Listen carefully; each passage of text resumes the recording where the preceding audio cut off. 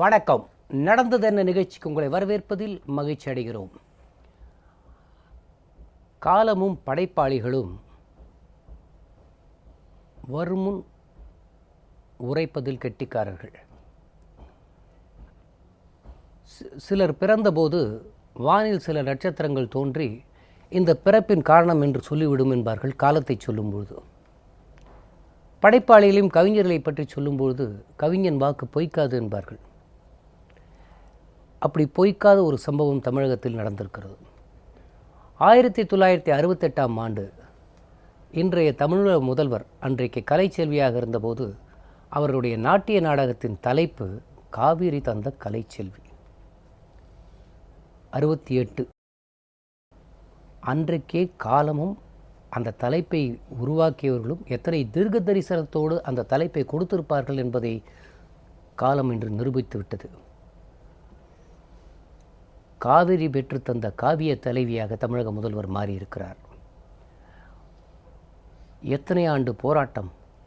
என் வாழ்நாளில் நான் சாதித்ததே காவிரியை பெற்றுத்தந்ததுதான் என்று பெருமிதத்தோடு அவர் சொல்லுகிறார் என்றால் 22 ஆண்டு போராட்டம். உச்சநீதிமன்றத்தின் படிக்கட்டுகளை தட்டி இங்கே இருக்கிற அரசியல் விமர்சனங்கள் எல்லாம் தூக்கி போட்டுவிட்டு இன்றைக்கு கர்நாடகத்தில் அவர் மீது இத்தனை கோபம் வருகிறது என்றால் அரசியல் ரீதியாக அணுகாமல் நீதிமன்ற படிக்கட்டுகளின் மூலமாக நம்மை கழுத்தை பிடித்து தள்ளி காரியத்தை சாதித்துக் கொள்கிறார் என்ற கோபம் கர்நாடகத்தில் இருக்கிறது. இப்படிப்பட்ட சூழலில் நீதிமன்ற வாயிலை தட்டி சட்டபூர்வமாக தன் காரியத்தை சாதித்து கொண்டு விட்டார். தமிழக மக்கள் இனி தங்களை நம்ப மாட்டார்கள் என்று எல்லா கட்சிகளும் இங்கே வெலவெலத்து போயிருக்கிறது. இதில் நமக்கு பங்கு இல்லாமல் போய்விடுமோ, நமக்கும் இதற்கும் சம்பந்தமில்லா என்று மக்கள் நினைத்து விடுவார்களோ என்று ஒவ்வொருவரும் கூக்குரல் விட ஆரம்பித்து அனைத்து கட்சி கூட்டம் நடத்த வேண்டும் என்றெல்லாம் கேட்டுக்கொண்டிருக்கிறார்கள். இந்த சூழலில் இப்போது தமிழகத்தில் ஒரு போராட்டம் தேவையா? அனைத்து கட்சி கூட்டம் என்பது அவசியமா? எதிர்க்கட்சிகளின் விமர்சனம் என்ன? அம்மா அவர்கள் எடுத்த நடவடிக்கைகள், இதையெல்லாம் பற்றித்தான் இன்று நாம் பேசப் போகிறோம். இது குறித்து பேசுவதற்காக ஓய்வு பெற்ற ஐஏஎஸ் அதிகாரி முருகன் அவர்கள் இங்கே வந்திருக்கிறார்கள். வணக்கம். வணக்கம். முன்னாள் சட்டமன்ற உறுப்பினர் அதிமுகவைச் சேர்ந்த ஞானசேகரன் அவர்கள். வணக்கம். வணக்கம். பத்திரிகையாளர் மருது அழகராஜ் அவர்கள். வணக்கம் சார். நான் உங்கள்கிட்டேருந்து ஆரம்பிக்கிறேன்.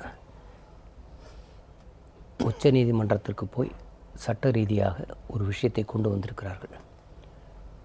இப்போது இதில் எப்படியாவது அரசியல் ஆக்க முடியுமா, குழப்பத்தை உண்டு பண்ண முடியுமா என்றெல்லாம் காத்து கொண்டிருக்கிற எதிர்க்கட்சிகள். இந்த நிலையை நீங்கள் எப்படி பார்க்கிறீர்கள்? நீங்கள் அந்த இன்ட்ரொடக்ஷனில் ரொம்ப பிரமாதமாக சொல்லிட்டீங்க ஒரு பாயிண்ட்டை. அதாவது அகில இந்தியாவும் உற்று நோக்கி நமது அம்மா அவர்கள் முதல்வர் ரொம்ப திறமையாக ஒன்று பண்ணிட்டாங்க. இப்போ கர்நாடகத்தில் நடக்கிற போராட்டம் தமிழர்களை எதிர்த்து தமிழர்களுக்கு தண்ணீர் விட வேண்டும் என்ற கொள்கையை முன்னிறுத்தி போராட்டம் என்று காலகட்டங்கள்லாம் பேசிகிட்டு இருந்தாங்க. ரொம்ப கிளவர் மூவ் பை யுவர் சிஎம்னா என்னப்பான்னு. இப்போ என்ன சொல்கிறாங்கன்னா, கோபமாக இருக்கிறானுங்க சுப்ரீம் கோர்ட் ஜட்ஜஸ்லாம். You are fighting against judgment given by us. இது டிப்ளமசி. அந்த காலத்தில் சார் நெப்போலியன் சொன்னார், நீ பெரிய வீரனாக இருந்து பேசிட்டு இல்லைப்பா, நீ டிப்ளமேட்டிக்காக எல்லா நடவடிக்கை எடுத்தால் தான் நாடு முன்னேறும்னு சொன்னதை ப்ரூவ் பண்ணுறோம். இப்போ ஒன்றுமே இல்லை. கர்நாடகாவில் தமிழர்களை ஏற்று அடிப்பான், அந்த டிரைவரை ஏற்று பண்ண எல்லாம் சொல்லிட்டேன். இது எது ஏற்று பண்ணுற?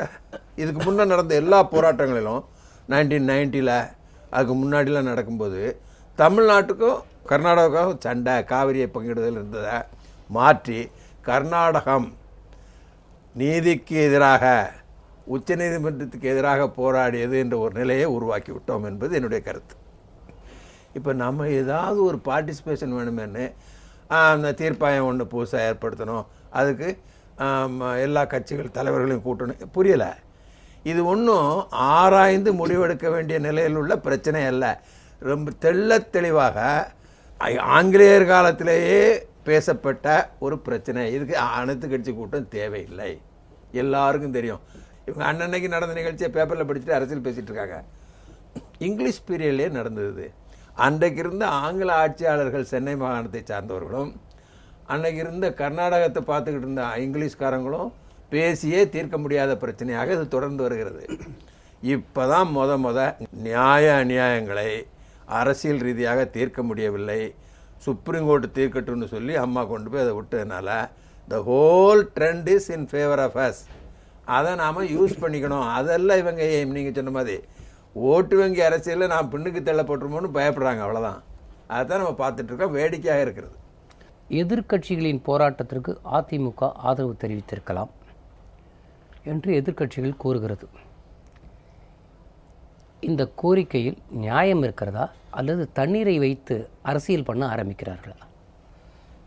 நீங்கள் சொன்னது போல காவிரி தந்த கலைச்செல்வி அம்மா அவர்கள் 1968 ஒரு பட்டத்தை பெற்றிருக்கார்கள். ஒரு தீர்க்க தரிசனம் என்று சொன்னீர்கள். நாட்டிய நாடகத்தின் தலைப்பு அது. நாட்டிய நாடகத்தினுடைய தலைப்பு என்றாலும் கூட அதிலே இன்று மாற்றான் வீட்டு தோட்டத்து மல்லிகைக்கு மனம் என்று சொன்ன அண்ணா அவர்கள் தலைமை தாங்க, புரட்சித் தலைவர் பொன்மனச்செம்மல் அவர்கள் முன்னிலை வைக்க, அந்த நாடகம் இருபெரும் திராவிட இயக்க தலைவர்கள் முன்னிலையில் என்று நடைபெற்றது என்பதே ஒரு பெரிய வரலாறு. அந்த பட்டத்திற்கு தகுந்தார் போல இன்று அவர்கள் காவிரியை, பொதுவாக முன்னாள் முதல்வர் அவர்கள் 1968 அவர்கள் பொதுப்பணித்துறை அமைச்சர், 69 அவர்கள் முதல்வர். அப்பொழுது கர்நாடகத்திலே வீராந்திர பட்டீல் அவர்கள் முதல்வராக இருக்கிறார். அந்த காலகட்டத்தில் இப்பொழுது அம்மா எடுத்திருக்கக்கூடிய சட்ட போராட்டத்தை போல அன்றே அவர்கள் நீதிமன்றத்தை நாடி ஒரு உத்தரவை பெற்றிருப்பார்களே. ஆனால் அந்த காவிரியிலே புதிதாக முளைத்திருக்கக்கூடிய அந்த ஹேரங்கி, ஹேமாவதி, கபினி, சொர்ணவதி போன்ற 4 அணைகள் வந்திருக்காது. அந்த 4 அணைகள் வந்ததனுடைய விளைவாக பார்த்தோம் என்று சொன்னால் இன்று அவர்கள் கிட்டத்தட்ட ஒரு 70 TMC தண்ணீரை பதுக்கி வைத்துக் கொள்ளக்கூடிய சூழலை இன்று முன்பிருந்த முதல்வர் காலத்தில் ஏற்பட்ட அணைகளால் இன்று நமக்கு பெரிய ஆபத்து ஏற்பட்டிருக்கிறது. ஒன்று. இரண்டாவது, 1971 திராவிட முன்னேற்றக் கழகமும் காங்கிரஸும் கூட்டணி வைத்து தேர்தலை சந்திக்கப் போகிற நேரம். அப்படி தேர்தலை சந்திக்கப் போகிற நேரத்தில் அப்பொழுது இருந்த பிரதமர் இந்திரா காந்தி அவர்கள் நீங்கள் வழக்கை வாபஸ் வாங்கிக் கொள்ளுங்கள் என்று பேச்சுவார்த்தைக்கு அழைத்து வழக்கை உச்சநீதிமன்றத்தில் வழக்கு தொடுத்திருந்தார்கள். ஒன்று ஏற்கனவே தமிழ்நாடு அரசு, இன்னொன்று மன்னார்குடியைச் சேர்ந்த ரங்கநாதன், இன்னொன்று முரசொலி மாறன். இப்படி வழக்கு தொடுத்திருந்ததை அன்று இந்திரா காந்தியினுடைய அந்த சமரச பேச்சுவார்த்தையின் காரணமாக வாபஸ் வாங்கிவிட்ட காரணத்தினால் அன்றே பல பாதகங்கள் நமக்கு ஏற்பட்டது. இப்பொழுது போனது போல அம்மா அவர்கள் நீதிமன்றத்தை நாடியது போல நாடி இருந்தால் அந்த 4 அணைகள் வந்திருக்காது. அந்த 4 அணைகளை கட்டுவதற்கு அன்று நாம் துணை போய்விட்டோமோ என்கிற ஒரு பெரிய வினா இப்பொழுது தொக்கி நிற்கிறது. அடுத்தபடியாக பார்த்தோம் என்று சொன்னால் 1996 கூட எடுத்துக்கொள்ளுங்கள். 1996 அப்பொழுது யாருக்கும் மெஜாரிட்டி கிடைக்காத ஒரு நாடாளுமன்ற தேர்தல்.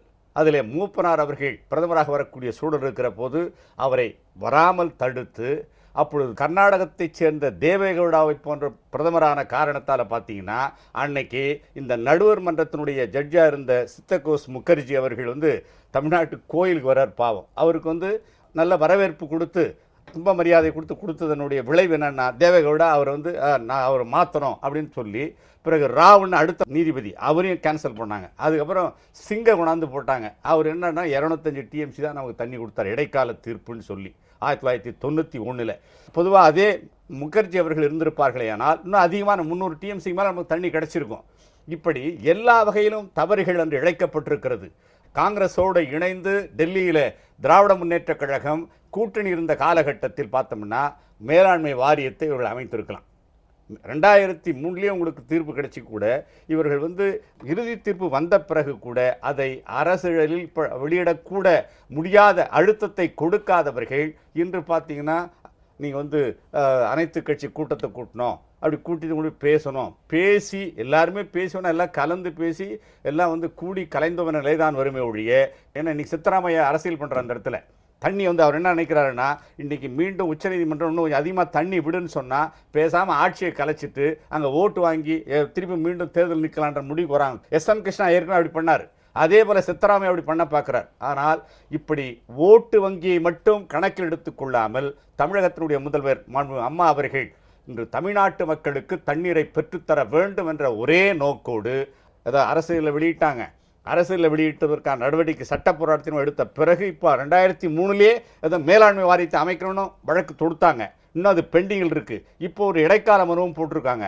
மேலாண்மை வாரியத்தை அமைத்துவிட்டு அதே போல முறையீட்டு குழுவையும் அவர்கள் நியமித்து விட்டார்கள் என்று சொன்னால் அங்கே மத்திய அரசினுடைய பேராமிலிட்டரி ஃபோர்ஸ் போன்றவற்றை எல்லாம் அந்த காவலுக்கு வச்சுட்டு நம்ம தண்ணி அவர்கள் பகிர்ந்து கொடுத்தார் என்று சொன்னால் நமக்கு கிடைக்கக்கூடிய அந்த 192 டிஎம்சி தண்ணீரை நாம் பெற்றுவிட்டோம் என்று சொன்னால் தமிழகம் என்றும் பசுமையாக இருக்கும், வஞ்சிக்கப்படாது. இதெல்லாம் ஒரு புறம் இருக்க, நாங்கள் நடத்திய போராட்டத்திற்கு அதிமுக அரசு ஆதரவு கொடுக்க வேண்டும்னு கோரிக்கை வைக்கிறாங்களே, இது சரியா? அது முழுக்க முழுக்க தவறு. ஏற்கனவே திராவிட முன்னேற்ற கழகம் ஆட்சியில் இருந்த போது கூட பந்துக்கு அவர்கள் ஆதரவு தெரிவித்தனுடைய விளைவு உச்சநீதிமன்றம் அவளை கண்டித்தது. பொதுவாக ஆளுகிற கட்சி அரசாங்கம் எந்த ஒரு பந்துக்கெல்லாம் துணை போகக்கூடாது, அதற்கு அவர்கள் பாதுகாப்பு தரக்கூடாது என்று ஏற்கனவே உச்சநீதிமன்றம் வலியுறுத்தி இருக்கிறது. இப்பொழுது நாம் இதில் ஏற்கனவே தண்ணி வந்து கொண்டிருக்கிறது. அம்மா அவர்கள் எடுத்திருக்கிற முயற்சியால் தண்ணீர் வந்து கொண்டிருக்கிற போது நமக்கு நியாயம் உச்சநீதிமன்றம் படிப்படியாக நமக்கு வழங்கி கொண்டிருக்கிற போது போராட்டத்தை இங்கே தொடங்கி இதில் கூட இவங்க அனைத்து கட்சி கூட்டம் எதனால கூட்டம்னு சொல்றாங்கன்னாக்கா, இப்போ நேற்று கூட பார்த்தீங்கன்னா எதிர்கட்சி தலைவர் அப்படி ஒரு கோரிக்கை விடுறார். அதாவது அவர் ரயில் மறியல் போராட்டத்துக்கு போகிறப்போ கூட அவர் உடனே அனைத்து கட்சியை கூட்ட வேண்டும், நாங்கள் தயாராக இருக்கிறோம், திமுக ஒத்துழைப்பு கொடுக்க தயாராக இருக்கிறது. நீங்கள் ஒத்துழைப்பு கொடுத்தாலே அந்த சித்தராமையா தண்ணி விடுவார், அவர் தான் பித்தம் பிடிச்சி அலைகிறார், நிச்சயம் அவர் விட மாட்டார். எஸ்.எம். கிருஷ்ணாவிலிருந்து பார்த்தீங்கன்னா காங்கிரஸ் சார்பாக இருந்தவும் சரி, அதே போல் எடியூரப்பா போன்றவங்களும் சரி, யாருமே தேவேகவுடா போன்றவர்கள் யாருமே தண்ணி கொடுக்க அவர்கள் நியாயப்படி கிடைக்கக்கூடிய நமக்கு தண்ணீரை கொடுக்க தயாராக இல்லை. அனைத்து கட்சி கூட்டம் என்று கூட்டினால் அம்மா அவர்களுக்கு ஒட்டுமொத்தமாக கிடைக்கக்கூடிய நல்ல பெயரை இவர்கள் பங்கு போட்டுக் கொள்ளலாம் என்று எண்ணுகிறார்கள். அதற்கு அம்மா அவர்கள் நிச்சயமாக இடம் கொடுக்க வேண்டிய அவசியமே இல்லை. காரணம், நமக்கு நீதியின் பக்கம் நாம் நிற்கிறோம், நீதி நமக்கு நிச்சயமாக கிடைக்கிறது. நமக்கெல்லாம் ஒரு பெரிய சந்தேகம், மனோன்மணி சுந்தரனார் இயற்றிய பாடலில் பார்த்தீங்கன்னா, கன்னடமும் கழிதெலுங்கும் கவின் மலையாளமும் துளுவும் உன் உதரத்தை உதித்தெழுந்து ஒன்று போல ஆயிடினும் ஆரியம் போல் உலக வழக் கழிந்தொழிந்து சதையா உன் சீரழமை திறமையென்று வாழ்த்துதும் என்று பாடுவார். அந்த கன்னடம், கழிதெலுங்கு, கவின் மலையாளம், துளு இதெல்லாம் தமிழ்த்தாயினுடைய வயிற்றிலிருந்து பிரிந்து போன காரணத்தால் அன்னைக்கு நேரு அது என்ன நோக்கத்தோட மொழிவாரி ராஜ்யத்தை பிரித்தார்களோ இன்னைக்கு அது நமக்கு கேடா முடிகிறது. அது மட்டும் அன்னைக்கு மொழிவாரி ராஜ்யம் பிரிக்கப்படவில்லை என்று சொன்னால் இங்கே தமிழ்நாடு முதலமைச்சராக இருக்க அம்மாவே இங்கிருந்து எல்லா மாநிலத்தையும் ஆளக்கூடிய ஒரு பொறுப்பு தான் தண்ணி பிரச்சனையும் வந்திருக்காது. அனைத்து கட்சி கூட்டத்தை கூட்டி பிரதமரை சந்திப்பதை விட திராவிட முன்னேற்ற கழகத்தின் தலைவில் இங்கே அனைத்து கட்சி கூட்டத்தையும் சேர்த்து சோனியா காந்தியிடம் மனு கொடுத்தால் அவர் மூலமாக சித்தராமையாவிடம் பேசலாம் அல்லவா? இப்போ மனு கொடுக்க வேண்டியது பிரதமரிடமா சோனியா காந்தியிடமா? பிடிவாதம் பிடிப்பது சித்தராமையா. நீங்கள் ஏன் காங்கிரஸுக்கு திமுக நிர்பந்தம் கொடுக்கவில்லை? இல்லை, 2014 வரை காங்கிரஸ் கட்சி ஆட்சியில் இருந்தபோது மன்மோகன் சிங் அவர்கள் இருக்கிற போது சோனியா காந்தி தான் அதாவது டிஃபேக்டோ அரசை நடத்தி கொண்டிருந்தவர்கள். டிஜூர் பிரைம் மினிஸ்டர் தான் மன்மோகன் சிங்னு வச்சுக்கங்க. அப்படி இருந்த காலகட்டத்திலே திமுக அந்த கூட்டணியில் மத்தியிலே அங்கம் வைத்து கொண்டிருந்த காலத்தில் கூட அதற்கான அழுத்தத்தை கொடுத்து அப்பொழுது நடத்தாத, ஏன்னா மேலாண்மை வாரியத்தை அப்போ அமைச்சிருக்கலாம். எப்போ இந்த இறுதி தீர்ப்பு வந்துருச்சு, நமக்கு இறுதி தீர்ப்பு வந்த பிறகும் கூட, இறுதி தீர்ப்பு வந்ததுன்னு பார்த்தீங்கன்னா உங்களுக்கு 5/2/2007 இறுதி தீர்ப்பு வந்துருச்சு. அதுக்கப்புறம் பல ஆண்டுகள் திமுக மத்திய அரசில் அங்கம் வகித்துக் கொண்டிருக்கிறது.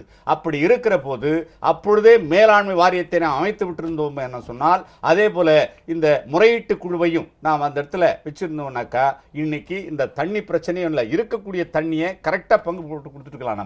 நமக்கு 419 டிஎம்சி நமக்கு கிடைக்கணும். அதே போல கர்நாடகாவுக்கு 270 டிஎம்சி, கேரளாவுக்கு 30 டிஎம்சி, புதுச்சேரிக்கு 7 டிஎம்சி. நமக்கு என்னைக்கு அந்த 207 டிஎம்சியில் நீங்கள் 192 டிஎம்சி மேல் பகுதியிலிருந்து நமக்கு கிருஷ்ணராஜர் டேம்லேருந்து வரணும். மீதி நீர்பிடிப்பு பகுதியிலிருந்து நமக்கு மீதி கிடைக்கக்கூடியதெல்லாம் நமக்கு வந்துடும். 277 பின்னாடி வந்துடும். ஆனால் இந்த 192 டிஎம்சியை இதுவரை கர்நாடகா நமக்கு வழங்கியதாகவே சரித்திரமில்லை.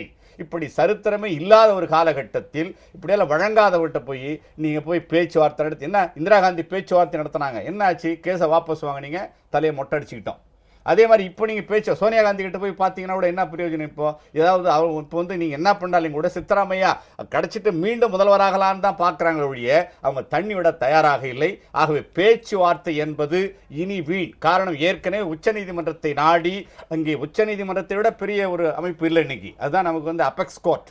அந்த உச்சநீதிமன்றத்தினுடைய ஆணைக்கிணங்க கிடக்கக்கூடிய தண்ணீரே கொடுக்காமல் இன்று ஏமாற்றி கொண்டிருக்கிற, இன்று தண்ணீரை பதுக்கி வைத்து இன்னைக்கு பார்த்தீங்கன்னாக்கா 532 டிஎம்சி தண்ணியை பதுக்கி வச்சுட்டு இருக்காங்க இவங்க எல்லா அணையிலையும்.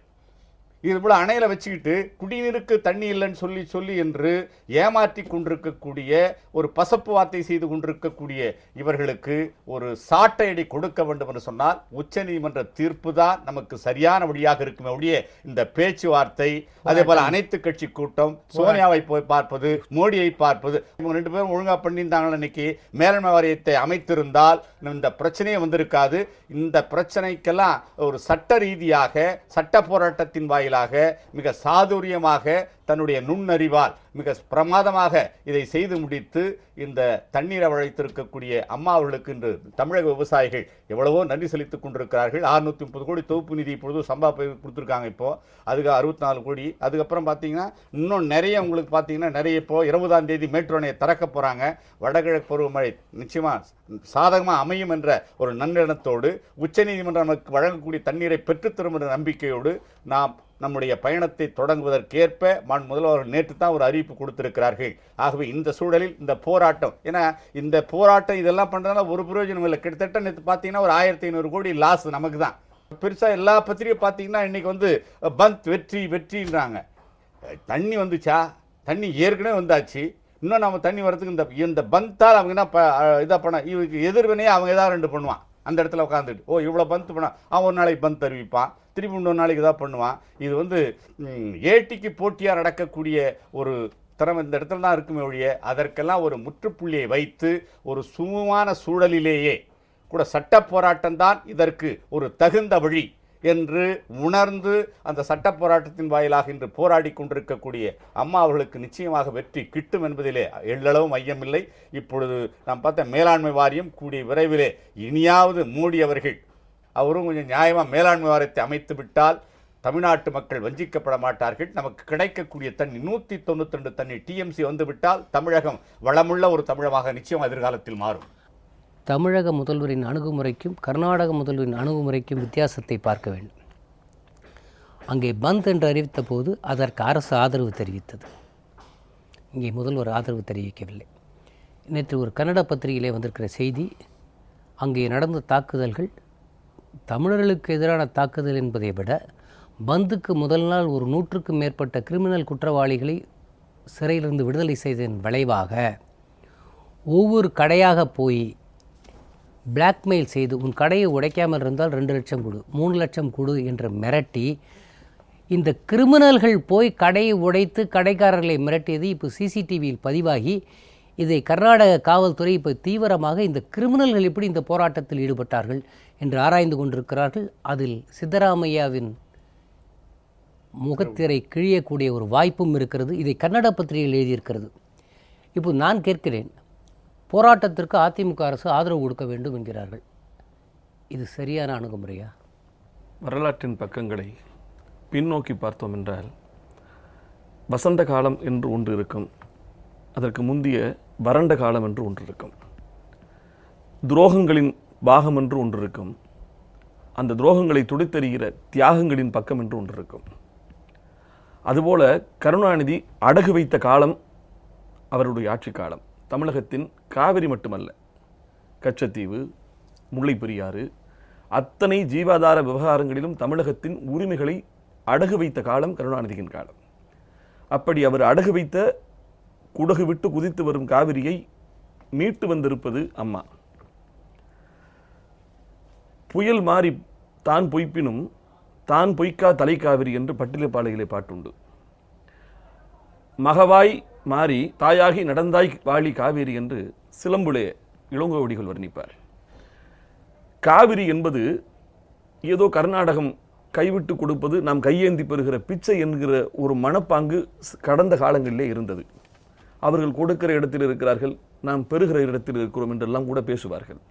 இந்த மனப்பான்மையிலிருந்து தமிழக மக்களை மீட்டு காவிரி என்பது நமது உரிமை. காவிரி எப்பொழுதுமே தேசிய நதிநீர் சட்டங்கள் என்ன சொல்கிறது என்று சொன்னால், ஒரு நதி உருவாகிற இடத்திற்கு இருக்கக்கூடிய உரிமையை விட அந்த நதி எவ்வளவு தூரம் ஒரு மாநிலத்திலே ஒரு மண்ணிலே தவழ்ந்து நடந்து ஓடுகிறதோ அந்த பாகத்திற்குத்தான் அந்த மாநிலத்திற்குத்தான் உரிமை அதிகம் என்று நதிநீர் சட்டங்கள் சொல்கிறது. முதல்ல காவிரி நமது உரிமை என்பதை உறுதிப்படுத்தியது தமிழக மக்களின் உள்ளங்களிலே. இதனை தெளிவாக எழுதியது அம்மா அவர்கள்தான். இப்ப கர்நாடகத்திற்கும் உச்சநீதிமன்றத்திற்குமான போராட்டமாக காவிரி நீர் பிரச்சனை மாறி இருக்கிறது. அப்படி மாற்றி காட்டியிருப்பது அம்மாதான். தர்மத்திற்கு எதிராக கர்நாடகம் முதலிலே போராட்டத்தை தொடுத்தது, தர்மத்திற்கு எதிராக. அதற்கு பிறகு தமிழகத்திற்கு எதிராக அந்த போராட்டத்தை மாற்றியது. இப்போது உச்சநீதிமன்றத்திற்கு எதிராக போராடி கொண்டிருக்கிறது. ஆக நீதிமன்றத்தினுடைய கொட்டுக்கும் கடும் கண்டனத்திற்கும் அந்த மாநிலம் ஆளாகி இருக்கிறது. தண்ணீர் திறந்துவிட கேட்டோம், அவர்கள் அங்கே கண்ணீரை திறந்து விட்டார்கள். ரத்தத்தை கொடுத்தாலும் தண்ணீரை தரமாட்டோம் என்று சொன்னார்கள். அணையை திறந்துவிடச் சொன்னோம், வினையை திறந்து விட்டார்கள். நீர் கேட்டோம், நெருப்பு வைத்தார்கள்.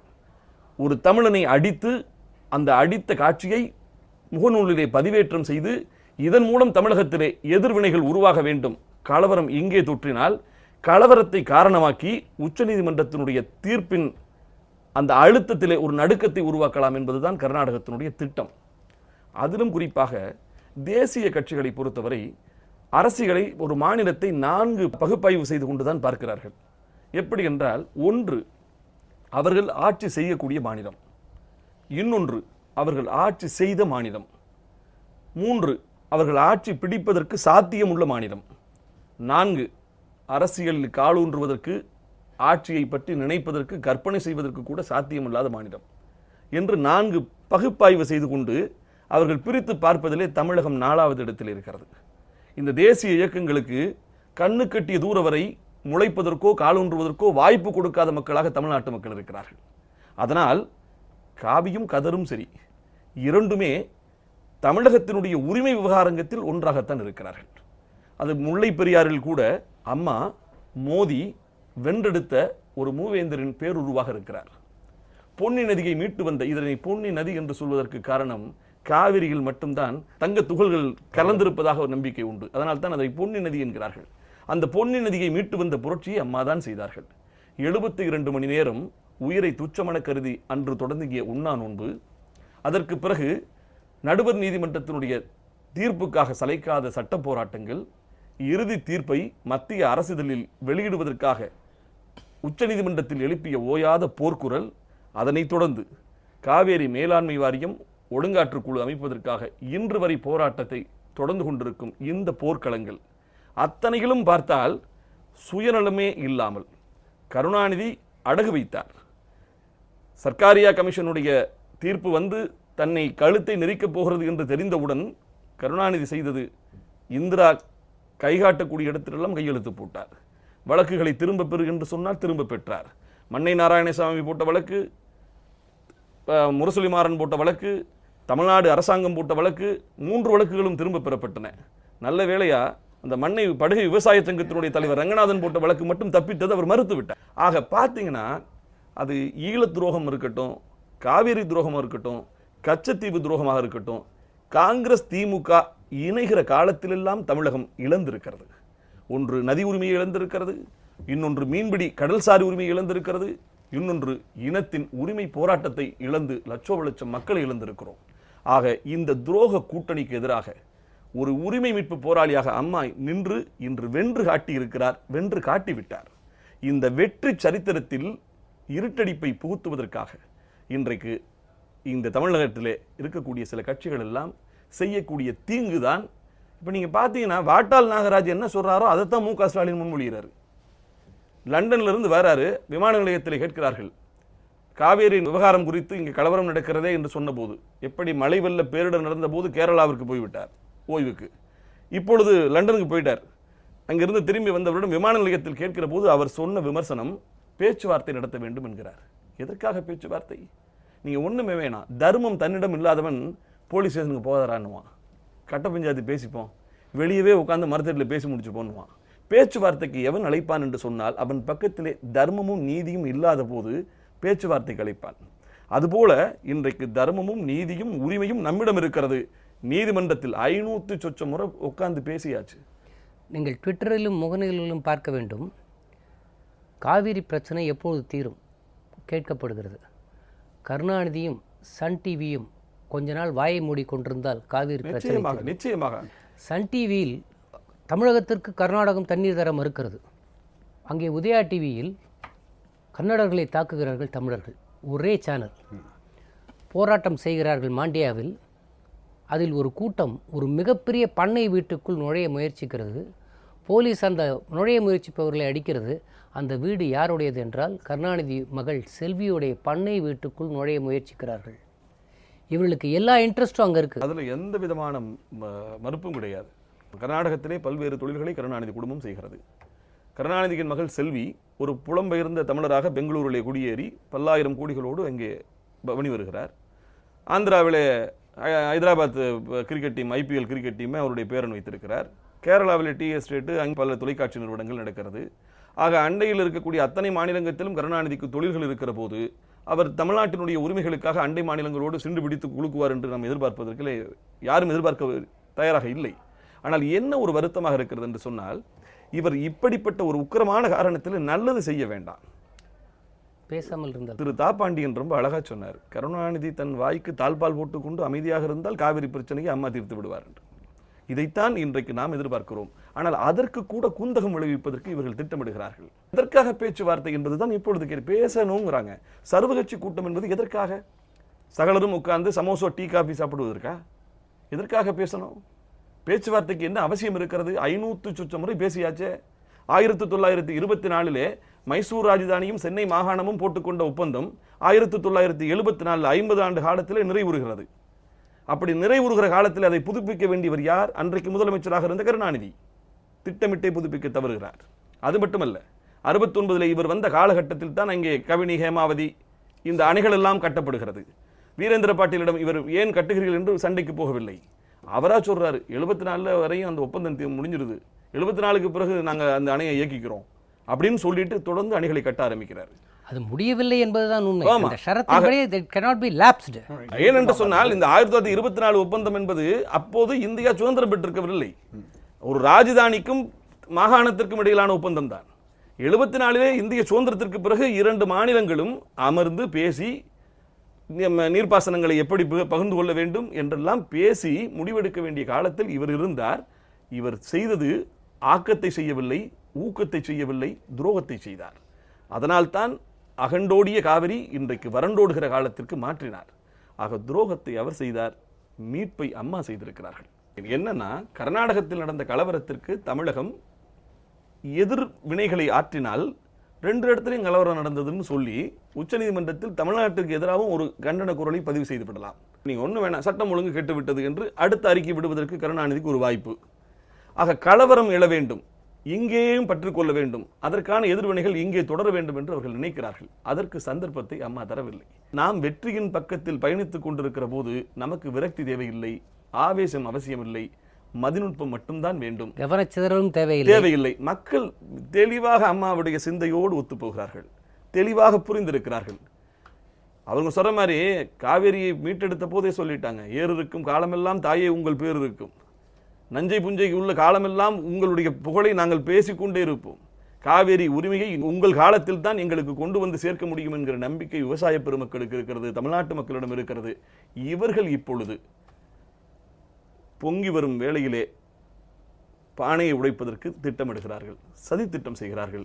அதற்குத்தான் இவர்கள் என்ன சொல்கிறார்கள் என்று சொன்னால், வேலை நிறுத்தம் என்று நேற்றோடு நீங்க பார்க்கலாம்.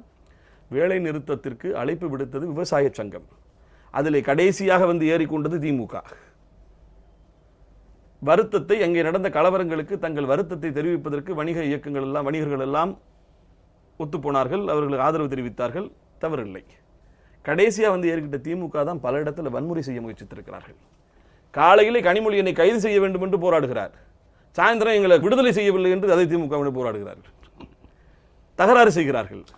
சூலூரில் கோயம்புத்தூர் கிட்ட பஸ் அடிக்கிறாங்க, திமுகவினர் தான். ஆக நேற்றைய அமைதியான வேலை நிறுத்தத்தை கலவரமாக மாற்றுவதற்கு ஒரு குயுக்தி திட்டத்தை திமுக முயற்சித்தது.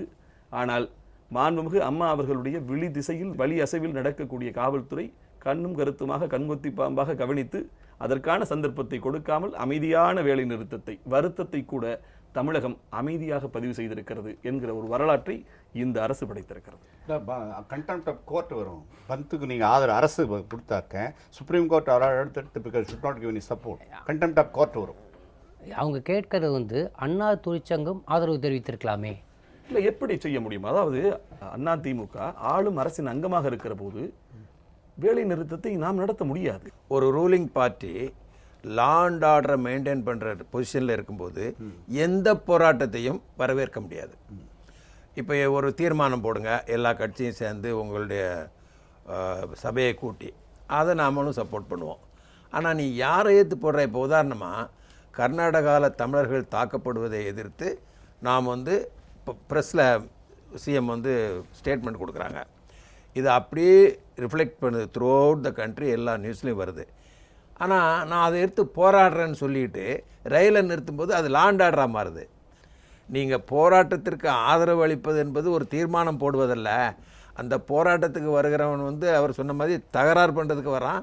லா அண்ட் ஆர்டரை மெயின்டைன் பண்ண முடியாமல் தகராறு பண்ண வரும்போது ரயிலை போய் நிறுத்துறோம். சரி, இவரே போராடுறாருல ஸ்டாலின், அவர் எதுக்கு ரயிலை போய் நிறுத்துறாரு? அதை சொல்லட்டுமே. இப்போ நீ கவர்மெண்ட் ஆஃப் இந்தியாவை எதிர்த்து போராடுறியா? ரயில்வே போய் நிறுத்த பாரம்பரிய பழக்கம் இல்லை. கள்ளக்குடியில் தண்டவாளப்படுகிறது இல்லை அவங்களுக்கு சார், அவங்களுக்கு உள்ளுக்குள்ளே உள்ள கட்சி குடும்ப அரசியலில் அந்த அம்மா இதுக்கு, இந்த கனிமொழி அம்மா இதுக்கு பண்ணணும். ஸோ இதில் போய் ஒரு ரூலிங் பார்ட்டி, ஒரு தரமான ரூலிங் பார்ட்டி சிக்கிக்க முடியாது. Point number 1. Number 2, supreme court நம்ம விஷயத்தில் தெளிவாக இருக்குதுன்னு நாம் நம்புகிற ஸ்டேஜில் இதே போராட்டம் அந்த தீர்ப்பை எதிர்த்து அப்படின்னு கர்நாடகாவில் பண்ணும்போது நாமளும் அதில் ஒரு பார்ட்டியானா பாருங்கள், மறுநாள் வந்துடுச்சுல சுப்ரீம் கோர்ட்டில் அதிலே சொல்லிட்டாங்க பாரு, I am asking both the state governments to maintain law and order ஒன்று ஜட்ஜி சொல்லிட்டாரே. அப்போ நாம் எடுத்த முடிவு சரிங்கிறத கோர்ட்டு சொல்லுது. இன்னும் போக போக சார் அல்டிமேட்லி ஜட்ஜஸுக்கு mind formation, reading the papers, observing the reality தான். அவங்களுக்கு இது எல்லா வம்பும் பண்ணுறது கர்நாடகா தான். அவங்களுக்கு சேர வேண்டிய நீர் கிடைக்காத பாதிக்கப்பட்ட நிலைமையில் இருப்பது தமிழகம் தான் என்பதை மிக திறமையாக இன்டைரக்டாக நம்ம பண்ணிட்டோம். சதானந்த கவுடாவின் எண்ணத்தை இங்கே திராவிட முன்னேற்ற கழகம் பிரதிபலித்து கொண்டிருக்கிறதோ என்ற ஒரு சந்தேகம் எனக்கு வருகிறது. அவர் என்ன சொல்கிறாரு? இங்கேயும் கலவரம் நடக்குது, அங்கேயும் கலவரம் நடக்குது. இங்கே கலவரம் நடக்கிறதுக்கு காரணம் தமிழக மக்கள் தான் அப்படின்னு ஒரு மத்திய சட்ட அமைச்சர், கர்நாடக அமைச்சர் சதானந்த கவுடா சொல்வதற்கும், அவர் சொல்வதற்கேற்ப இங்கே கலவரம் நடக்க வேண்டும் என்று திராவிட முன்னேற்ற கழகம் போராட்டத்திற்கு அழைப்பதும் அண்டர்ஸ்டாண்டிங் இருக்குன்ற சந்தேகமும் வருது. இல்லை, அண்டர்ஸ்டாண்டிங் ஒருத்தர் சந்தித்து பேசி மட்டும் இருக்க வேண்டியதில்லை. ஒரு கெட்ட விஷயத்தை நிலைநிறுத்த ஒருத்தர் பேசிக்காமலே நடவடிக்கையின் மூலமாக அக்ரிமெண்ட் வரலாம். இது சரித்திரம் படிக்கிறவங்களுக்கு நல்லா தெரியும். இப்போ அந்த காலத்தில் செகண்ட் வேர்ல்டு வாரில் பார்த்தீங்கன்னா ஹிட்லர் முசோலினியோட பேசி சில விஷயங்களை செய்யலை, by action, by intentions and actions ஆகாது. அதை மாதிரி நீங்கள் சொல்லுறது கரெக்டாக சொன்னீங்க. இப்போது தமிழ்நாட்டில் கன்னடர்கள் நடத்துகின்ற வியாபாரத்தை அடித்து நொறுக்க வேண்டும் எந்த அரசியல் கட்சியும் நினைக்கல, மக்களும் நினைக்கல. அவன் கர்நாடகாவிலேருந்து ஒருத்தங்க கர்நாடகா ஃபுட்டை செய்கிற ஒரு ஹோட்டலை நடத்தி அவன் பெரிய ஆளாகலை. தமிழன் உண்ணுகின்ற உணவை மிக திறமையாக மிக தெளிவாக செய்து தமிழ் உணவை நடத்துகின்ற ஹோட்டல்களோடு போட்டி போட்டு வந்திருக்காப்பா, வரவேற்கிறோம். நாம் இங்கேருந்து நேராக போய் மற்ற ஸ்டேட்டில் ஒரு தமிழ்நாட்டு உணவை அனுப்பிச்சு பிரமாதமாக பண்ணுறான்னா அது மாதிரி விஷயம். அப்புறம் தான் தெரிஞ்சது இந்த சீக்ரெட்டு. அங்கே அட்டாக் பண்ணவங்கள போலீஸ் பிடிச்சிட்டு போய் விசாரிக்கும்போது அரசியல்வாதிகளின் உடையில் அந்த ஹோட்டலில் திருநெல்வேலியில் டிஸ்மிஸ் பண்ணப்பட்ட 3 ஒர்க்கர் இருந்திருக்கான். ஸோ இதெல்லாம் எஸ்டாப்ளிஷ் ஆகுது. நீங்கள் சொல்லுவது கரெக்டு. ஒன்று கிரிமினல்ஸ் உள்ளே போடுறது, இன்னொன்று பழைய பகை. பழைய பகையை வைத்து கொண்டு உள்ளே போடுவது. அப்புறம் விநாயகர் சதுர்த்திக்கு ஒருத்தர் நிறைய பணம் கொடுப்பாராம், இந்த வருஷம் குறைவாக கொடுத்தாருன்ட்டு அங்கே போய் சூறையாடுறது. இது மாதிரி தான் நடந்திருக்கு. இப்போ எல்லா போராட்டங்களையும் நீங்கள் அனலைஸ் பண்ணும்போது இதெல்லாம் தெரியும். ஆனால் அதில் மட்டும் அரசியல் பிழைப்பு நடத்துகின்ற கட்சிகளை பற்றி இப்போ நீங்கள் விவாதம் பண்ணுறீங்க. மக்களுக்கு நன்மை செய்வது, கொள்கை ரீதியாக இருப்பது, ஒழுக்கமான கட்சியை நடத்துவது, கட்டுப்பாடுள்ள கட்சியை நடத்துவதெல்லாம் காலம் விட்டு போனவங்களை பற்றி இப்போ நீங்கள் பேசிகிட்டு இருக்கிறீங்க. இவங்க என்ன சொல்லணும்? இங்கே பாரு, நாம் எதிர்ப்பை காட்டுவோம், ஆனால் ரயிலெல்லாம் போய் நிறுத்தக்கூடாதுன்னா சொல்லணும். யாரை ஏற்று போராடுறீங்க? சென்ட்ரல் கவர்மெண்ட் ஏற்று போராடினா இந்த விஷயத்தில் சென்ட்ரல் கவர்மெண்ட் உங்கள் மேலே தானே கோபம் உண்டாகும். அவன் கர்நாடகாவில் போராடி அவன் சுப்ரீம் கோர்ட் எதிர்ப்பை சம்பாதிச்சுக்கிட்டோம், சென்ட்ரல் கவர்மெண்ட் எதிர்ப்பை சம்பாதிச்சுக்கிட்டோம்னு விட்டு பிடிக்க தானே ராஜதந்திரம்.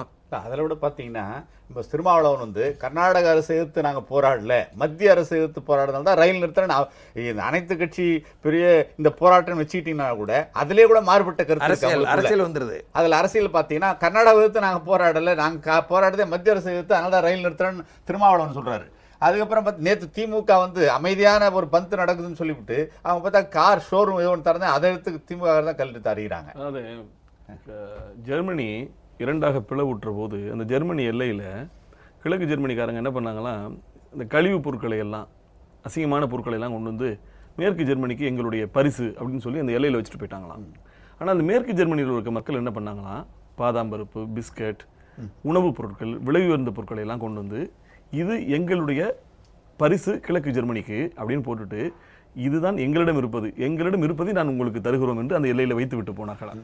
அதுபோல தமிழ்நாட்டு மக்கள் அவர்கள் கலவரம் செய்து கண்ணியமற்று நடந்தார்கள், இளைஞர்களை அடித்தார்கள், தமிழர்களுடைய உடைமைகளை பறித்தார்கள். ஆனால் தமிழகம் கண்ணியம் காத்தது. காரணம், தாய் வழிநடத்தும் பிள்ளைகள் தருதலைகள் ஆவதில்லை என்பதை தமிழகம் நிரூபித்தது.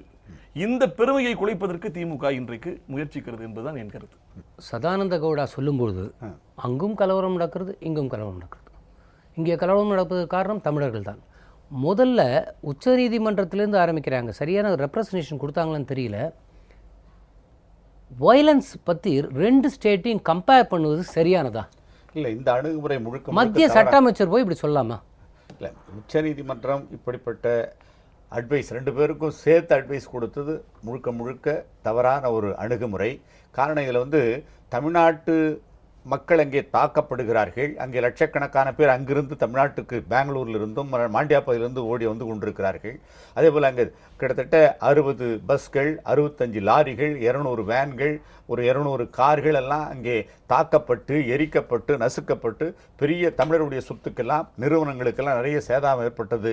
அவை பாதுகாப்பு வேண்டும் என்று போடப்பட்ட வழக்கில்தான் அவள் சொல்லுகிற போது இந்த சதானந்த கவுடா சொன்னீர்கள் அல்லவா, மத்திய அமைச்சர், இவர் பத்திரிகையில் கொடுத்த அந்த பேட்டியினுடைய அடிப்படையில் தமிழ்நாட்டில் இருக்க கலவரம் நடக்குது, அதனுடைய எதிர்கலவரம் தான் அங்கே நடந்தது, இதுதான் முதல் ஆரம்பிச்சாங்கன்ற முறையில் அவர் சொன்னதனுடைய அந்த இம்பேக்ட் ஜட்ஜஸ் இதையும் மனசில் எடுத்துக்கிட்டாங்களா என்னன்னு தெரியல. ஆனால் உண்மையிலே அவங்க சொல்ல வேண்டிய என்ன இருக்குன்னா, அங்கே தமிழ்நாட்டு மக்களுக்குத்தான் அங்கே கர்நாடகாவிலே பாதுகாப்பு இல்லை, அவளுக்கு பாதுகாப்பு வேண்டும் என்று போடப்பட்ட வழக்கில் அவர்கள் அந்த கர்நாடக அரசு தான் தக்க சட்டம் ஒழுங்கை அவர்கள் பராமரிக்க வேண்டும், அதை மெயின்டைன் செய்ய வேண்டும், எந்த இடையூறும் தமிழர்களுக்கு அங்கே வரக்கூடாது என்று சொல்லியிருக்க வேண்டும். ஒழிய அவள் சொல்லுகிற போது நடுநிலையோடு நடந்து கொள்ளுகிற நீதிமன்றம் என்று காட்டுகிற வகையில் அவர்களும் தப்பு பண்ணக்கூடாது, நீங்களும் பண்ணக்கூடாது, 2 பேரும் மெயின்டைன் பண்ணுங்க லா அண்ட் ஆர்டர் என்று பொதுப்படையாக அவர்கள் அப்படி ஒரு கருத்தை அவர்கள் சொல்லியிருக்கிறார்கள். அதாவது இந்த விளையாட்டில் கால்பந்தில் கோல் அடிக்க முடியாத கோலை என்ன பண்ணுவான், ஆள் அடிப்பான், விளையாட்டு வீரர்களை தாக்க ஆரம்பிச்சிருவான். அதுபோல அவர்கள் காவிரி நீர் விவகாரத்தில் நீதிமன்றத்திடம் தோற்று கொண்டிருக்கிறார்கள். தோத்துட்டு இருக்க அவங்களுக்கு ஆவேசம் வருது. இன்னொன்று, கண்ணு கட்டிய தூரத்தில் பக்கத்திலேயே தேர்தல் வேறு வந்துட்டு இருக்கு. இந்த காவேரி விவகாரம் எப்பொழுதுமே கர்நாடக தேர்தலிலே ஒரு பிரதிபலிப்பை செய்திருக்கிறது. வீரேந்திர பாட்டீல் காலத்திலிருந்து, இந்திரா காலத்திலிருந்தே இது தொடர்ந்து வந்து கொண்டே இருக்கிறது. ஆக வரக்கூடிய தேர்தலுக்கு எப்படி கடந்த தேர்தலில் எடியூரப்பா ஒகேனக்கல் விவகாரத்தை கையில் எடுத்தாரோ சட்டமன்ற தேர்தலுக்கு முன்பாக, அதுபோலவே இப்பொழுது சித்தராமையாவுக்கும் பாரதிய ஜனதா கட்சிக்கும் காவிரி விவகாரத்தை யார் அறுவடை செய்வது என்கிற ஒரு போட்டியும் நிகழ்கிறது. அதில் தான் சதானந்த கவுடா பேசின விவகாரம். அவர் அனைத்து மாநில மக்களுக்கும் பொதுவானவர் என்கிற அளவிலே இந்திய அரசியல் சாசனத்தின் முன்பு உறுதிமொழி எடுத்துக்கொண்ட ஒருவர் முதல்ல ஒருதலை சார்பு எடுத்து பேசினது தப்பு, அதை விட முக்கியம் உச்சநீதிமன்றத்துடைய கருத்துக்கு எதிராக பேசினது தப்பு, அதையெல்லாம் விட தர்மத்திற்கும் நீதிக்கும் மாறாகவே அவர் பேசினார். அதாவது நீங்கள் சொன்னீங்க 2 மாநிலங்களுடைய கலவரங்களையும் ஒன்றாக பார்க்க, 2 மாநிலத்திலையும் கலவரம் என்கிற ஒரு மாய தோற்றத்தை உருவாக்குறதுக்கு அவங்க முயற்சித்து தோற்று போனாங்க. இன்றைக்கு கர்நாடகத்தில் அங்கிருந்து இங்கே வந்துட்டு போனவங்களை நம்ம பாதுகாப்பாக வழி அனுப்பி வைத்த விதம், ராமேஸ்வரத்தில் வந்த பக்தர்களுக்கு பூர்ண கும்ப மரியாதை கொடுத்து நம்ம தமிழர்களே அவர்களை பாதுகாப்பாக அனுப்பி வச்ச விதம், இது அனைத்துமே இல்லை. இங்கே தியாகராய நகர் கர்நாடக சங்க பள்ளி ஆசிரியர்கள் எவ்வளவு மகிழ்ந்து போகிறார்கள். பேட்டியிலே சொல்லி பரீட்சை நடத்தினோம் என்கிறார்கள்.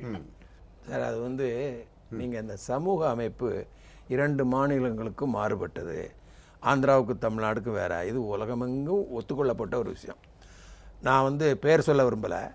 ஒரு கர்நாடகத்தில் ஒரு அமைச்சர், என்னுடைய நண்பர் அமைச்சராக இருக்கும்போதே, அப்போ என்கிட்ட சார் நான் மெட்ராஸில் ஒரு வீடு வாங்கணும் அப்படி. ஏன் சார் அப்படின்னேன். இல்லை, இங்கே தான் செட்டில் ஆகணும்னு எனக்கு ஆசை அப்படின்னு கேட்டார். நீங்கள் பெங்களூர்லேருந்து ரொம்ப தூரமான ஒரு கிராமத்துலேருந்து வந்தவர், பெங்களூர் பிரமாமாக டெவலப் ஆகிட்டு வருது, நல்ல சிட்டி, அங்கே ஒரு வீடு வாங்கிங்கன்னு நான் அட்வைஸ் பண்ணுறேன். அவர் சொல்லார், சார் உங்களுக்கு விஷயம் தெரியாது, பெங்களூரில் போய் நான் செட்டில் ஆகி நல்லா இருந்தால் அங்கே இருக்கவங்கலாம் எங்கள் ஆளுங்களே, இவன் கிராமத்துலேருந்து வந்த பையன் எப்படி இருக்கான் பாருமாங்க. ஆனால் மெட்ராஸில் நான் இருந்தால் இங்கே இருக்கவங்க என்கிட்ட அன்பாக இருப்பாங்க. நான் சொல்கிறது ஒரு இப்போ 20 வருஷத்துக்கு முன்னே நடந்தது சொல்கிறேன். நான் அப்புறம் தான் அந்த ஆங்கிளே பார்த்தேன். நான் இண்டஸ்ட்ரீஸ் கமிஷனராக இருக்கும்போது sir, small industries association of Andhra அப்படின்னு ஒரு organisation, small industries association of Karnataka அப்படின்னு ஒரு அசோசியேஷன், வந்தாரை வாழ வைக்கும் தமிழகமேன்னு சொன்னாங்களே, அது சமூகத்தில் அப்படி ஒன்றிப்போன ஒரு விஷயம். நமக்கு இங்கே சீண்டத்தகுந்த இடம் இல்லாமல் போயிடக்கூடாது, வேணுமுன்னே ஒரு கர்நாடகா தமிழ்நாடு பிரச்சனையை உருவாக்கி அதில் நம்ம கர்நாடகத்துக்கு இப்போ சப்போர்ட் பண்ணுற மாதிரி பேசணும்னு ஒரு அமைச்சர் பேசுகிறாரு. அது பொய்யான ஸ்டேட்மெண்ட்டு. அதை பற்றி நம்ம கவலைப்படல. சுப்ரீம் கோர்ட்டை பற்றி கூட நீங்கள் சொன்னீங்க. அவங்க என்ன சொல்கிறாங்கன்னா, இப்போது கலவரம் நடந்து கொண்டிருக்கின்ற கர்நாடகா மாநில அரசு அதை கடுமையாக கண்டிக்க வேண்டும். இப்பொழுது தமிழ்நாட்டில் இருக்கிற கட்சிகள் கலவரத்தை தூண்ட முயற்சிக்கிற மாதிரி பந்து பண்ணுறாங்க, அதையும் பார்க்கணுங்க தான் அந்த ஜட்ஜ்மெண்ட்டு அர்த்தம். ஆக அவங்களுக்கு நல்லாவே தெரியும் தமிழகத்தில் மிக சிறப்பான மாநில அரசு நடந்து கொண்டிருக்குன்னு நல்லா தெரியும் சார் அவருக்கு. அதனால தான் அவங்க அந்த ஜட்ஜ்மெண்ட்லாம் அப்படி கொடுக்குறாங்க. இன்னும் ஸ்ட்ராங்காகவும் பாருங்கள் இந்த கேஸு. இப்போது மறுபடியும் எங்கள் தீர்ப்பை எதிர்த்து நீங்கள் நடந்து கொள்கிறீர்கள், எங்கள் தீர்ப்புக்குள்ளே தண்ணீரை நீ கொடுக்குறீங்கிற அந்த மாதிரியான ஒரு முடிவை தான் சுப்ரீம் கோர்ட் எடுக்க போது. அதுக்கு நம்ம தான் காரணம். அதே சதானந்த கவுடா வந்து மேலாண்மை வாரியம் அமைக்கிறதுக்கான நடவடிக்கை எடுக்கலாம்ல. மத்தியில் அமைச்சராக இருக்காரு, அதை செய்யலாம். அவங்க மோடி இருக்காரு, அந்த கவர்மெண்ட்ல பார்ட்டா இருக்காங்க, பார்ட் அண்ட் பார்சல் அவங்கள பாதிக்கும் சார், பாதிக்கும். அவங்களுக்கு இருக்கிற எப்படியா அந்த எலெக்ஷன்ல ஜெயிக்கணும். காங்கிரஸ் கவர்மெண்ட் வித்து பிஜேபி வந்துடலாம் நினைக்கிறாங்க, ஓட்டு வங்கி அரசியல். அதே மாதிரி உங்களுக்கு வந்து சித்தராமையாவும் மற்றவங்க நினைக்கிறாங்க. ஒரு இப்பவே பார்த்தீங்கன்னா சித்தராமையா ஒழிச்சிட்டு இப்போ வேற உங்களுக்கு மற்ற வீரப்ப மோலியோ இல்லாட்டி கிருஷ்ணாவோ யாராவது முதலமைச்சர் ஆயிடலாமா இதை வச்சு அவன் பார்க்குறான். அவனுக்கு அதே கட்சியிலே கூட இப்படியெல்லாம் அங்கே ஒரு ஓட்டு பிச்சைக்காக மட்டுமே நடத்தப்படக்கூடிய ஒரு நாடகம் தான் அங்கே அரங்கேறி கொண்டிருக்கிறது. ஆகவே அம்மா அவர்கள் இந்த பிரச்சனையில் தெளிவான ஒரு முடிவு எடுத்து தமிழ்நாட்டிற்கு தண்ணீரை பெற்று தந்திருக்கிறார்கள். உச்ச நீதிமன்றம் இன்னும் நமக்கு அதிகமாக தண்ணி கொடுத்து அந்த 192 டிஎம்சி தண்ணியை கண்டிப்பாக கொடுத்தாகன்ற ஒரு வரையறைக்கு ஒரு மேலாண்மை வாரியம் தான் நிச்சயமா வழிவகுக்கும். அதாவது இந்த காவிரி விவகாரம் இந்த ஒரு மாதத்தை எடுத்துக்கிட்டீங்கன்னா அத்தனை விவகாரங்களிலும் தமிழகம் வெற்றி பெற்றிருக்கிறது. ஒன்று, உச்சநீதிமன்றத்திடம் நாம் முறையிட்டோம் தண்ணீர் திறக்க மறுக்கிறார்கள் என்று. உச்சநீதிமன்றம் நாளொன்றுக்கு 15,000 கனஅடி தண்ணீரை 10 நாட்களுக்கு திறக்க வேண்டும் என்று முதலிலே உத்தரவு போட்டது. இவர்கள் திறப்பதற்கு பதிலாக ஒரு பக்கம் தண்ணீரை திறந்து விட்டுவிட்டு கலவரத்தையும் மடையிருந்து விட்டார்கள். உடனே தமிழகம் எதிர்வினையாற்றும் என்று எதிர்பார்த்தார்கள். நான் அமைதி காத்து வன்முறையை அகிம்சா நெறியால் வென்றுவிட்டோம். ஒன்று. இரண்டாவது, இவர்கள் மறுசீராய்வுக்கு போனாங்க. உச்சநீதிமன்றம் ஒரு அபராதத்தை போட்டது. இன்னும் சில நாட்களுக்கு, கூடுதலாக 3 நாட்களுக்கு 12,000 வீதம் கனஅடி வீதம் தண்ணீர் திறக்க வேண்டும் என்று உச்சநீதிமன்றத்திலும் கொட்டு வாங்கினார்கள். உலகத்தின் பார்வையிடமும் இன்னைக்கு ஒன்று வேணாம். சார் பேசும்போது ரொம்ப அழகா சொன்னாங்க. பெங்களூர்ல எத்தனையோ முறை இந்த காவிரியை வச்சு கலவரங்கள் நடந்திருக்கு. சென்னையில் பல்லின மக்கள், பல மக்கள் இங்கே வந்து குடியேறுறாங்க. யாதும் ஊரே யாவரும் கேளீர் என்று உலகத்தையே உறவாக பாடிய கவி பாடிய கணியன் பூங்குன்றன் பிறந்த மண், பாடியது போலவே வாழுகிறவன். இங்கே யாரையும் துவேஷமாக நினைக்க மாட்டோம். அதை விட முக்கியம், சித்தராமையாவை நிர்வாக திறமையற்ற கலவரத்தை பின்னின்று தூண்டிவிட்ட சித்தராமையாவை ஒரு மாநிலத்துக்கு முதல்வர் என்பவர் எப்படி இருக்க வேண்டும் என்கிற ஒரு கண்ணியத்தை மாண்புமிகு அம்மா அவர்களுடைய திடமான நிர்வாகம் நிரூபித்து காட்டிருக்கிறது. நல்ல அரசாங்கம்னு எடுத்துக்கிட்டா தமிழ்நாட்டு அரசாங்கம் தான் சிறப்புன்றதை நம்ம உறுதிப்படுத்தியிருக்கோம். நல்ல மக்கள் யாருன்னு கேட்டால் தமிழகத்து மக்களுடைய அறம் சார்ந்த அரசியல், தர்மத்தின் வழியில் நிற்கக்கூடிய அரசியல், நீதிமன்றத்தில் போராடி நீதியை எங்கள் முதல்வர் வென்றெடுப்பார் நம்பிக்கை இருக்கிறது என்று அமைதி காத்தார்கள். பாருங்க, வெறியூட்டுவதற்கு எத்தனையோ முயற்சிகள் நடந்தது. சதானந்தாவுடைய பேச்சும் அப்படித்தான். அவர் பேசிய அந்த சவடால் பேச்சு அதற்கான முயற்சி தான். ஆனாலும் இங்கே இருக்கக்கூடிய நம்ம அமைச்சர்கள் யாராவது கருத்து தெரிவிச்சாங்களா?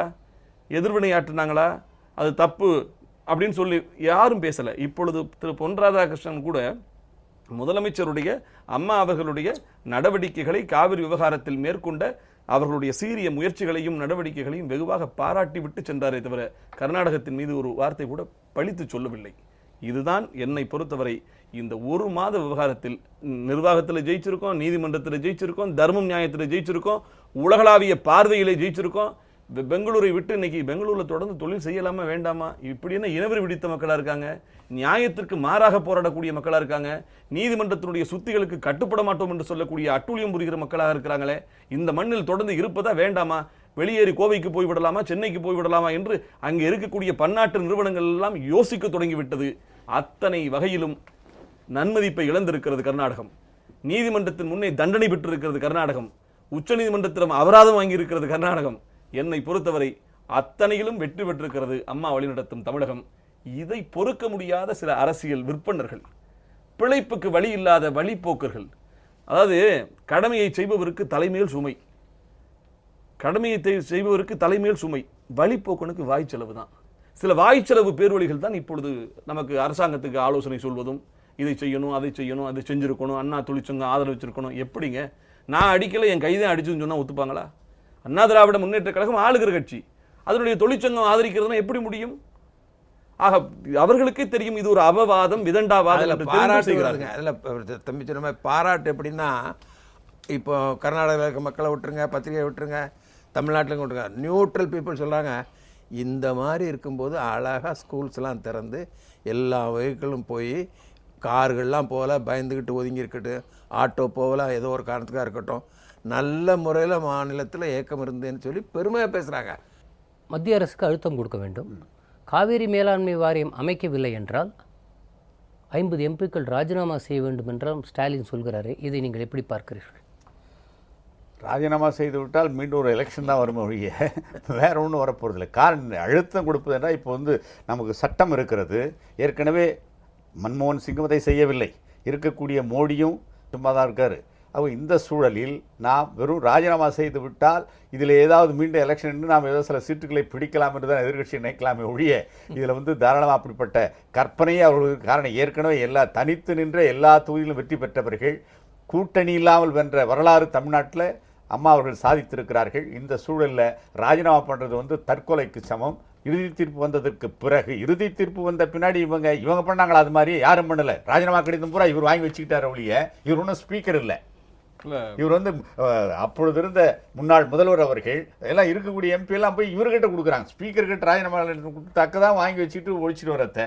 ஆனால் இவங்க வாங்கி வச்சுக்கிட்டு ராஜினாமா செய்து விட்டார்கள் என்று பெருமையோடு பேசிக்கொண்ட காலம் அந்த காலம். ஆனால் இங்கே நாம் யதார்த்தத்தை புரிந்து கொள்ள வேண்டும். இங்கு இருக்கக்கூடிய நாடாளுமன்ற உறுப்பினர்கள் ராஜினாமா செய்து விட்டால் இதில் ஒன்றும் எந்த பலனும் கிடைக்கப் போவதில்லை.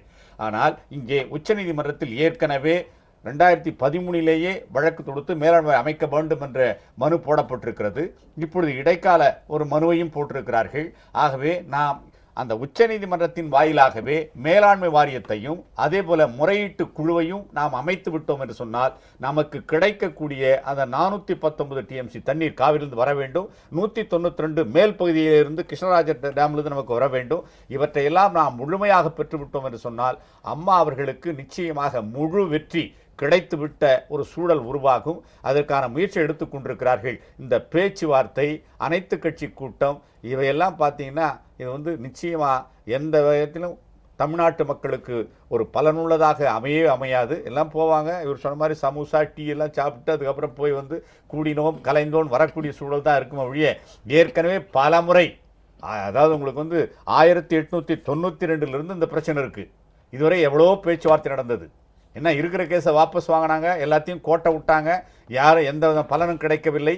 உச்சநீதிமன்றத்தின் வாயிலாக இன்று ஒரு தீர்ப்பை பெற்று தண்ணீரை பெற்றிருக்கிறோம் என்று சொன்னால் இதுவரை எந்த முதலமைச்சரும் செய்யாத ஒன்றை இன்று உச்சநீதிமன்றத்தின் தீர்ப்பால் சாதித்திருக்கிறார், இன்னும் சாதிக்கப் போகிறார். ஆகவே இந்த பேச்சுவார்த்தை என்பது நிச்சயமாக ஏட்டுச் சுரக்காய் கறிக்குதுவா என்பது போல இவங்க பேச்சுவார்த்தைலாம் ஒன்றுமே இல்லாமல் போயிடும். இந்த தீர்ப்பு தான் நம்மை காக்கப் போகிறது. ஆகவே அம்மா அவர்கள் எடுத்திருக்கக்கூடிய முடிவுதான் மிக தீர்க்கமான, தமிழ்நாட்டு மக்களுக்கு உபயோகப்படக்கூடிய, பலனை தரக்கூடிய, தண்ணீரை பெற்றுத்தரக்கூடிய ஒரு வழிவகை. அந்த வழியை அவர்கள் மிக சிறப்பாக செய்து கொண்டிருக்கிறார்கள். இதிலே இவருக்கு கிடைக்கக்கூடிய பேரை, நல்ல பெயரை அதிலே பங்கு போட்டுக் கொள்ள வேண்டும் என்பதற்காகவே இன்று எத்தனிக்கிற அந்த கூட்டத்திற்கு நிச்சயமாக எந்த ஒரு பங்கும் கிடைக்காது. அந்த பங்கு கிடைக்காத வகையில் மிக அருமையான ஒரு நடவடிக்கை எடுத்து தமிழ்நாடு சட்டமன்றத்தில் ஒரு தீர்மானத்தை போட்டார்கள். நம்முடைய அண்ணன் சொன்ன மாதிரி ஏற்கனவே தீர்மானம் வேணும்னுவாங்க, அந்த தீர்மானத்தை சட்டமன்றத்தில் போட்டாச்சு. ஏற்கனவே சிறுவாணியில் அணை கட்டக்கூடாது, அதே போல் காவிரியில் இந்த இடத்துல மேகதாதுல அணை கட்டக்கூடாது. நீங்கள் தமிழ்நாட்டு கீழ்ப்பகுதியில் இருக்கக்கூடிய தண்ணீருக்கு எந்த விதமான வரக்கூடிய தண்ணீருக்கு பாதிப்பு ஏற்படாமல், அதே போல நீர்ப்பாசன பரப்பை அதிகரிக்காமல், நீங்கள் தமிழ்நாட்டினுடைய அந்த அனுமதியை பெறாமல் நீங்கள் எந்த அணையும் கட்டக்கூடாது என்று ஏற்கனவே அந்த அக்ரிமெண்ட்ல இருக்கு. அந்த 1924 இருக்கக்கூடிய அக்ரிமெண்ட்டில் இருக்கக்கூடிய அந்த ஷரத்தப்படி அவர்கள் நடந்து கொள்ள வேண்டும். அதையெல்லாம் மீறி கட்டப்பட்டிருக்கக்கூடிய இந்த அணைகள்லாம் பார்த்து இப்படியெல்லாம் வயலன்ஸை அந்த இடத்திலே உருவாக்கி தமிழ்நாட்டு மக்களுக்கு பெருத்த சேதத்தை ஏற்படுத்தி இருக்கிற, சட்டம் ஒழுங்கை எங்கே கெடுத்து குட்டிச்சுவராக்கி இருக்கிற சித்தராமாயனுடைய அரசு அருகதையற்ற லாயக்கற்ற ஒரு கவர்மெண்ட் என்று உருவாகிவிட்டது. முடிந்தால் அதை டிஸ்மிஸ் செய்து விட்டு அங்கே கவர்னர் ஆட்சியை கொண்டு வந்தால் கூட நன்றாக இருக்கும். மேலாண்மை வாரியம் நிச்சயமாக தண்ணீரை பங்கிட்டு கொடுக்கக்கூடிய நிலை நமக்கு உருவாகும். பிரதமருக்கு அழுத்தம் கொடுக்க வேண்டும்.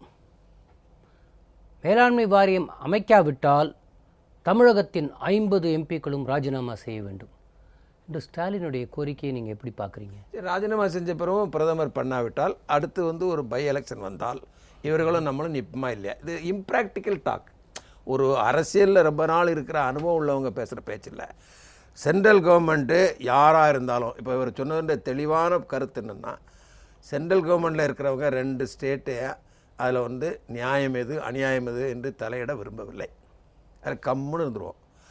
அப்போ தான் நாமளும் தெரிஞ்சுக்கிட்டு என்ன பண்ணுறோம், தனியாக பேசும்போது சொல்லுவாங்க, சார் இப்போ பத்திரிகைகள் வர்றது போக, சார் நீங்களே சொல்லுங்கள் சார், நாங்கள் எப்படி சார் இதை சொல்ல முடியும் அப்படிலாம் பேசுவாங்க தனியாக பேசும்போது. நான் என்ன சொல்ல உங்களுக்கு புரியும். அப்போ என்ன பண்ணுறோம், கோர்ட் அணுகுவோம். அவங்க க்ளீனாக ஆர்டர் போட்டிருக்காங்க. இப்போ நம் முன்னிருக்கின்ற பிரச்சனை மறுபடியும் கோர்ட்டிட்ட போய் சொல்லி நீங்கள் போட்ட ஆர்டரே இங்கே இம்ப்ளிமெண்ட் ஆகலை, நீங்கள் சொல்லுங்கள் எங்கள் இப்போ மேலாண்மை வாரியம் அனுக்கிறோன்னு, அப்படிங்கிறது தான் சரியான முடிவே தவிர அரசியல் ரீதியாக ரிசைன் பண்ணிவிட்டு ப்ரெஷரைஸ் பண்ண முடியாதுன்னு தெரிந்தும் எதையாவது சொல்லணுமேங்கிறத சொல்கிறது என்னுடைய வியூ. நீங்கள் எப்படி பார்க்கிறீர்கள்? திராவிட முன்னேற்ற கழகம் கடந்த ஆட்சியில் இரட்டை அதிகாரத்தில் இருந்தது. மாநிலத்திலும் மத்தியிலும் ஆட்சி. இங்கே திமுக மைனாரிட்டி ஆட்சி காங்கிரஸ் ஆதரித்தது, அங்கே காங்கிரஸ் மைனாரிட்டி ஆட்சி திமுக ஆதரித்தது. ஆக இரட்டை அதிகாரத்தில் இருந்த திமுக ஈழத்தில் நடந்த இன அழிப்பின் போது திமுகவின் 18 நாடாளுமன்ற உறுப்பினர்களுடைய ராஜினாமா கடிதத்தை கருணாநிதி வாங்கி வச்சுக்கினார். அந்த வாங்கி சட்டப்பையில் வச்சுக்கிட்டு அந்த பேப்பரே இத்து போச்சு. வாங்கிய ராஜினாமா கடிதத்தை கடைசி வரை சபாநாயகர்கிட்ட கொடுக்கவே கிடையாது. இன்னொன்று, இவங்க ராஜினாமா செய்யணும்னு சொல்கிறாங்களே, விபி சிங்கனுடைய ஆட்சி தொடங்கி விபி சிங், ஐகே குஜ்ரால், தேவகவுடா, டாக்டர் மன்மோகன் சிங், வாஜ்பாய், இத்தனை பிரதமர்களுடைய அமைச்சரவையிலும் திமுக ஒட்டி கொண்டது. இந்த 17 வருடங்கள் தொடர்ந்து மத்தியிலே ஆட்சி அதிகாரங்களிலே பங்கேற்றிருந்த திமுக என்ன அழுத்தம் கொடுத்தது? காவிரி விவகாரத்தில் எதை போராடி பெற்றது? முல்லை பெரியாறு அணையினுடைய நீர்த்தேக்க அளவை உயர்த்துவதற்கு என்ன முனைப்பெடுத்தது? இவர்கள் எதை செய்தார்கள்? இவர்கள் செய்ததெல்லாம் வளம் கொளிக்கக்கூடிய ஏடிஎம் துறைகளை பேரனுக்கும் மகனுக்கும் போராடி பெற்றதுதான். ஆதரவு கடிதத்தை சோனியா காந்தியிடம் கொடுக்காமல் வண்டியை விமான நிலையத்துக்கு தள்ளுங்கடான்னு சொல்லி கோவிச்சுக்கிட்டே வந்தார். எதற்காக? கேட்ட தகவல் தொழில்நுட்பத்துறையை தரவில்லை என்பதற்காக. ஸ்பெக்ட்ரத்துக்கு திட்டம் போட்டாச்சு. ஆக திமுக எந்த ராஜினாமாவை சரியாக செய்து எந்த உரிமைகளை தமிழ்நாட்டிற்கு நிலைநாட்டி கொடுத்தார்கள்? ஆனால் வச்சிருக்கிற பதவியை பயன்படுத்தி மக்களுக்கு நன்மை செய்யணும்னு நினைக்கிறது அறிவாளித்தனமே தவிர, வச்சிருக்கிற பதவியை ராஜினாமா பண்ணிட்டு வருவேன்னு சொன்ன போல் அண்ணன் முருகன் சொன்ன மாதிரி ராஜினாமா பண்ணதுக்கு பிறகு அது நிகழவில்லை என்று சொன்னால் என்ன செய்வது? ஆக இவர்கள் இது ஒரு விதண்டாவாதம். அதை நான் சொல்றேனே, அரசியல் அறுவடைக்கு வழி தெரியாமல் அலைபாயக்கூடியவர்கள் பிதற்றுகிறார்களே தவிர, அந்த ராஜினாமா செய்யணும், அழுத்தம் கொடுக்கணும், அதையெல்லாம் மிகச்சரியாக செய்கிறார்கள். அம்மா, நான் கேட்குறேன், தமிழகத்தினுடைய பாரம்பரிய பண்பாட்டான ஜல்லிக்கட்டு பறிபோனதே என்ன அழுத்தம் கொடுத்தாங்க? திமுக ராஜினாமா செஞ்சாங்களா? மாநிலங்களுடைய உரிமை பறிப்பு, மீத்தேன் விவகாரத்தில் கொண்டாந்து ஒப்பந்தம் போட்டிங்களே, அந்த மீத்தேன் ஒப்பந்தத்துக்காக ஒப்பந்தம் தான் போட்டிங்களே தவிர ராஜினாமா செஞ்சீங்க. ஜிஎஸ்டி மசோதா உற்பத்தி மாநிலங்களுக்கு மிக பெரும் இழப்பீட்டை உருவாக்கும் என்று சொல்லி தமிழ்நாட்டுக்கு ஆண்டுக்கு 10,000 கோடி இழப்பு வரும் தெரிஞ்சதுக்கு பிறகு கூட வழியை சென்று ஆதரிச்சிங்களே. ஆக என்ன அழுத்தத்தை இவர்கள் கொடுத்தார்கள்? எதற்காக இவர்கள் என்ன ராஜினாமா செய்து இனத்தை காத்தார்களா, மொழியை காத்தார்களா, நதியை காத்தார்களா? எதையுமே செய்யவில்லை. இவர்கள் எதையும் செய்யாமல் நமக்கு போதிப்பது என்பது அம்மாவுக்கு போதிக்க வேண்டிய, எடுத்துரைக்க வேண்டிய அவசியம் இல்லை. அவர்கள் மிக தெளிவாக இருக்கிறார்கள். அப்புறம் அண்ணன் சொன்னது போல தெளிவாக அம்மாவினுடைய பாதை தெளிவாக இருக்கிறது. நீதிமன்றத்தின் மூலமாக பெற்றெடுத்த வெற்றி 3/4 பாகம். அதனை முழு வெற்றியாக மாற்றுவதற்கு 2 படிக்கட்டுகள் ஏற வேண்டியிருக்கிறது. ஒன்று, ஒழுங்காற்றுக்குழு அமைக்கணும், காவேரி மேலாண்மை வாரியம் அமைக்கணும். நீதிமன்றம் சொல்லியும் மத்திய அரசு செய்ய மாட்டேங்குதுன்ற அழுத்தத்தை, கோரிக்கையை நீதிமன்றத்தில் வைத்து அதையும் வெற்றி பெற்றுவிட்டால் காவேரி விவகாரம் முழுமையான வெற்றியை பெற்றுவிடும். அங்கே 142 அடி உயர்த்தலாம் என்று முல்லை பெரியாறிலே முதல் வெற்றியை பெற்றாச்சு. முழுவதுமான வெற்றிக்கு அடுத்த முயற்சி அதை 152 அடிக்கு முயற்சி தரலாம். ஆக உரிமை மீட்புகளை மிக தெளிவாக திட்டமிட்டு தன் பாதையை வகுத்து கொண்டு தமிழக அரசு தாய் வழியின் விழி அசைவில் சென்று கொண்டிருக்கிறது. அதற்கு இவர்கள் போன்ற அரசியல் அறிவேக்காடுகளுடைய அறிவுறுத்தையோ போதனையோ அவசியமில்லை என்பதுதான் என் கருத்து. நீங்கள் சொன்னதைப் போல அன்றைக்கு இவர்கள் ராஜினாமா செய்திருந்தால் மத்திய அரசே கவிழ்ந்திருக்கும். இன்றைக்கு மத்திய அரசுக்கு அந்த நிலை இல்லை. நாம் அவர்களுக்கு கூட்டணியிலும் இல்லை, ஆதரவும் தெரிவிக்கவில்லை. ஆனால் முக்கிய இலாக்காக்கள் இருக்கிறது. இவர்கள் ராஜினாமா சொல்கிறேன் என்றால் மத்திய அரசை ஆட்டம் கண்டிருக்கும். அந்த சூழ்நிலையிலும் வேடிக்கை பார்த்துவிட்டு காவிரிக்கும் நம்மை தமிழகத்தின் துரோகியாக காட்டி விடுவார்களோ என்ற பயத்தில் திமுகவும் தங்கள் இருப்பை காட்டிக்கொள்ள வேண்டும் என்பதற்காக இருக்கிற கட்சிகளும் அவ்வப்போது அறிக்கை விட்டு கொண்டிருக்கிறது. ஆனால் உண்மையான நிலையை, சட்டபூர்வமான முதல்வரின் போராட்டத்தை மக்களுக்கு சொல்ல வேண்டும் என்பதற்காக உங்கள் மூவரையும் அழைத்தோம். உங்கள் நேரத்தை எங்களோடு பகிர்ந்து கொண்டிருக்கு உங்கள் மூவருக்கும் எங்கள் மனமார்ந்த நன்றி. வணக்கம். வணக்கம். நேயர்களே, மீண்டும் நடந்தது என நிகழ்ச்சியில் நாம் சந்திப்போம்.